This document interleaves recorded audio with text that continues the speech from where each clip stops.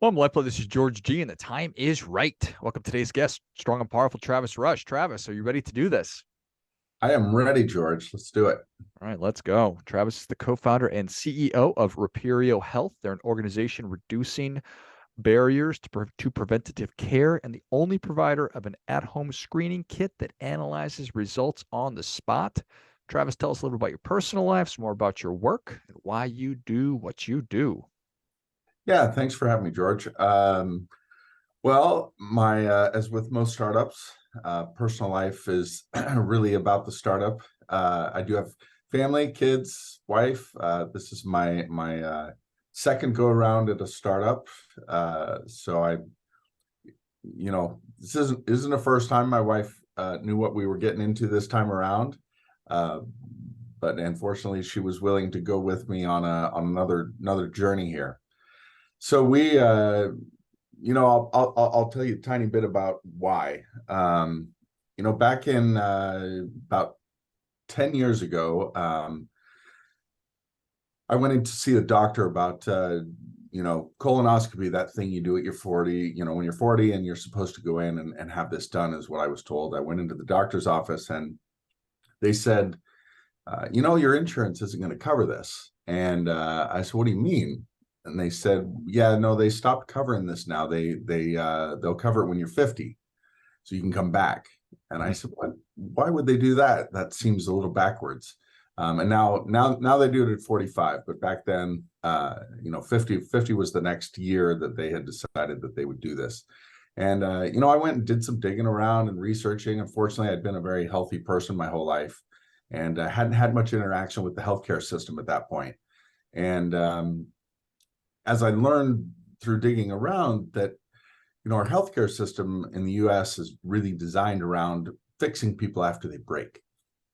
And it's not really proactive and saying, what do we do and how can we keep people from getting sick? And, the math that had been done was, hey, if we wait until they're 50, it'll be cheaper for us to fix all the people that break at 50 versus screening them every year for 10 years. And it was pretty horrifying to realize that that's how decisions are being made in this country around how to take care of each of us. And that really got me starting to think about how we put the control in the hands of us, the people, being able to get the data that we need easily and having the access to that information so that we can make those decisions ourselves instead of sitting around waiting for the healthcare professionals to tell us what to do and when to do it. And that was really something that, this was an idea that I had before that, but that was a moment that really spurred my interest in getting on it and trying to figure this out. So about 3 years ago, we started this company and filed a patent to start building this technology that would give people the ability to do a self-screening, which includes blood pressure, heart rate, cholesterol, LDLs, HDLs, triglycerides, glucose, all those things that are kind of the foundation of how our body is doing. And give them the ability to do this themselves at home with this kit that arrives at their house. They log into their phone and connect to this kit with their app and go through the screening process and have all the results instantly. No waiting for labs to get information back to you in 2 to 3 weeks. And then you have another conversation with a doctor to talk about the results, to try to understand them. And so we've tried to put the control in the user's hands. Amazing. It's pretty gross when you think about it. What jumped into my mind was that story about whatever the car company was, that they would get rear-ended and the car would blow up, but they made the decision that it's cheaper to pay the settlements than it is to actually fix the car. So Right.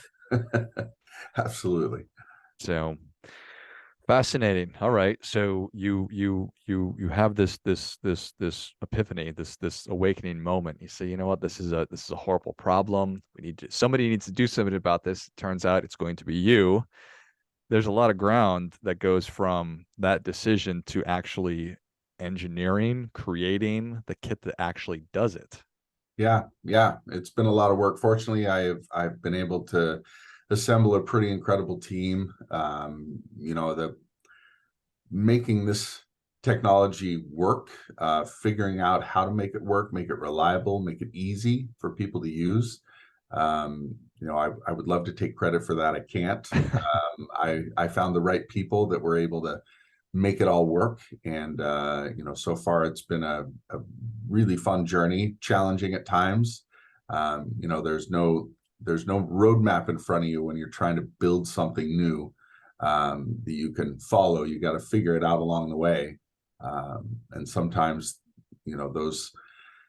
those challenges, especially when the industry doesn't really want you there because you're interfering with how it's been for a long time, can create some barriers that you got to figure out how to overcome. Yeah, that's interesting, right? There's certainly money to be made in every aspect of medicine, and the way things are going is typically the way that people want things to go. So the Yeah, headwind there. yeah. Though, if you think back, prior to COVID, things were much different than they are now. There was a lot of positive, I think, that did come out of COVID. I think it's difficult to see the silver lining, but I think there is one as far as the kind of jolting that it did to all of us around, there are these things called underlying conditions that we all have. There are, pre-existing conditions like pre-diabetes that, we found that, 80% of the people that have pre-diabetes don't have any idea that they have it. And COVID also showed us that the entire healthcare system can't handle all of us. That was the thing they kept, screaming about on all the media and everywhere that was going on is, please stay home. The healthcare system's overwhelmed. They can't handle it if you get sick. And I think that was, a couple of glaring things that came out of that made it more clear to all of us that we need to take some responsibility on ourselves to manage our health and make sure that we aren't straining the system so that those people that are very sick can get the help they need. So I think that was one thing, but I think there's also a technology side, that's been around for quite a while, but the healthcare system has been very slow moving. I mean, my previous startup I mentioned earlier, one of the things that was fascinating about that business is we were still, even though we were building technology around a different part of healthcare in that startup, we were dealing with fax machines. Fax machines. I mean, I didn't even know people still had them. And it turns out that the doctor's offices are still faxing things back to each other. I mean, that's how slow they're adopting to the new technologies that are available out there. So I think one good thing that came out of the healthcare system or the COVID situation was it forced the regulators to get out of the way and let a lot of the technology bleed into the healthcare industry that had been fighting for so long to get in there. They finally had no choice but to get out of the way and let it happen because, again, the system couldn't handle us. So they had to let the technology take over. So telehealth and telemedicine and things like what we've created now are much more accepted than they would have been even 5 years ago. Yeah, that's fascinating. A lot of really, really important things there that you just mentioned. 80% of people who are pre-diabetic don't realize it. The importance of taking responsibility for our health, just for ourselves, but also because the healthcare system is stretched pretty thin as it is, and the ability to allow new technologies to come in. So walk me through the process. I am curious about my health. I want to make sure that I'm a healthy person now and then into the future. I go to Reperio Health, or how does the process actually work? Sure. Yeah, so there's a few different ways that it can be utilized. One of them is just taking it upon yourself. So yes, thank you for the plug there. You can go to reperiohealth.com and individuals can sign up It's $99 for an individual to sign up and request this kit. At that point, once they sign up, that triggers the process to begin. And the first thing that happens is you register, you request this kit. We then ask when you would like it to arrive at your home. We deliver it. When it arrives, you'll be asked to log into this app that you'll have registered through in the first place. That'll connect you to this thing, and it takes about 20 to 30 minutes to go through the screening. There's a voice narration in the app that's walking you through it. And when you get done, all of the data shows up instantly. And I think that's an important aspect of the way we do this is the kid immediately pushes data into the app real time. So you're not sitting around after you're done and mail in some information or go get an appointment at a lab or a pharmacy or a doctor's office, taking time off work, having to find childcare or pet care or whatever else to make it happen, which creates all these barriers and friction that keep people from doing it. And then they procrastinate. And next thing you know, it's been 2 years since they've gone to the doctor. So we're trying to make sure that you can get into the, using the app instantly and getting that data back instantly as well, so that you can take action on it. There's if you don't want to buy this yourself, there are also other ways that you can make it happen. One of them is through an employer. So a lot of employers have programs designed around, health benefits for their workforce. And it is to their advantage to make sure that people in their workforce are healthy. So a lot of employers will take a program like ours and make it accessible to all of their employees. So that's another way that if it's not something that you can afford to do on your own, go talk to your employer, see if they want to add something like this to their benefits program. That makes a ton of sense. So the kid arrives, I've got the app on my phone, I'm ready to go. Is this, I pull out some hair, some saliva, blood, urine? Good question. So no, it's a finger prick, and that's it. We're able to get enough blood out of a finger prick to be able to give you your total cholesterol, your LDLs, HDLs, triglycerides, and your glucose. And then there's also a scale in there to calculate your weight for BMI, body mass index. And then we have a tape measure in there to measure your waist circumference, which is between that and your height and your weight, we can calculate your relative fat mass. And then there's a blood pressure cuff that also you just slide it onto your arm, and it will calculate your resting heart rate and your blood pressure. So it's all very easy. You're not sticking needles in your arm yourself and drawing blood into a tube. It's very, very simple. Just a little finger prick. Got it. Nice.